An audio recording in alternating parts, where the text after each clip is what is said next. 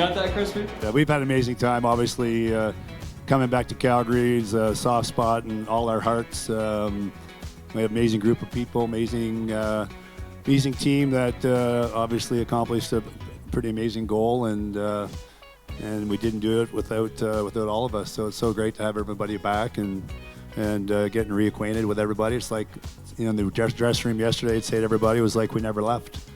And it was really a nice moment for everybody that was there. We all cared about each other so much, and I think maybe the best part for me was just to my left, Brad McCrimmon's son Liam sitting there and enjoying that moment too. What a special moment that was. Where is Liam? There you are. Hey, Liam. Shout out to the McCrimmons with us. Needed to work on my fitness a little bit, though. I'm kind of running out of gas right now. It's day 4, guys? Day 4, so not as much sleep as I usually get, a few too many drinks, and way too much food. So I'm going to have to go on a different program when I get back home. When we get together, though, we kind of look in each other's eye and we know what we went through, and it doesn't take long for us to connect. So the last 4 days have been amazing. The impact it had is just, for Gary and I, we were young kids. We were 22 years old, and we thought it would be easy. Maybe took it for granted a little bit, but to see what it meant to all these guys here, Lanny, who's finally here. Again, it's late again, eh, Lanny? Jesus. Timmy Hunter, Jim Poplinski, Joey Mullen, Rob Ramage. I mean, we had such a good group of veterans that they really showed the way for us. But that comes through here with this weekend too. Because, after that, I went a decade without getting through the first round.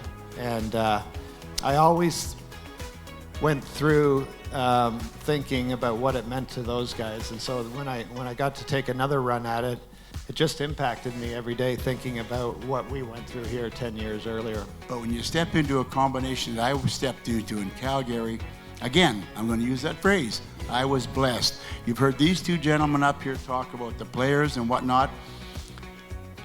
I, as a coach, never had to discipline my hockey team here. And you're going to look at me and think I'm crazy. I didn't have to. If I had a problem, I would pull in Lanny, and I'd pull in Pepe and Huntsy, and sometimes Otto, but Otto is such a nice man that he sometimes wouldn't say anything bad, so I couldn't call him into the thing because he was too nice to do it. But I'd call those gentlemen in. I'd say, guys, I have a little problem here. What is it, coach? And I'd explain the problem. Gotcha. Next day, go to practice, problem solved. And I often thought, how many coaches in their careers could have that blessing, that you didn't have to be the bad guy all the time. You had a dressing room that could police itself and look after them, and they knew it. And they knew sometimes I'd go off the rails on them, but they knew it's for what we were all trying to do together. So, like I said again, I was blessed to coach this group. My first training camp, and I'm on the bench, and I look over, and Doug Risebrow challenges our bench.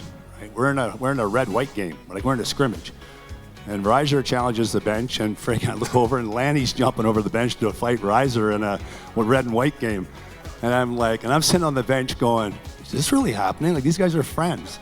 Gary and I have been we were on the same team since we were 5 years old, all the way through, and so he was a bit of a man-child when we were teenagers. He was walking around Henry Street High School in Whitby with his Kodiak boots on and his cigarettes in his arm sleeve, and he was a top junior player. So he left to go to Ottawa, and I was a skinny 150-pound kid. Had to develop a little more and went to Cornell University the next year. But to come to Calgary, I left after my junior year in college, and to come to Calgary and have Gary there was really influential in my start, because I got a taste of it at the end of that season, and then coming into training camp, it was I just felt so much more comfortable.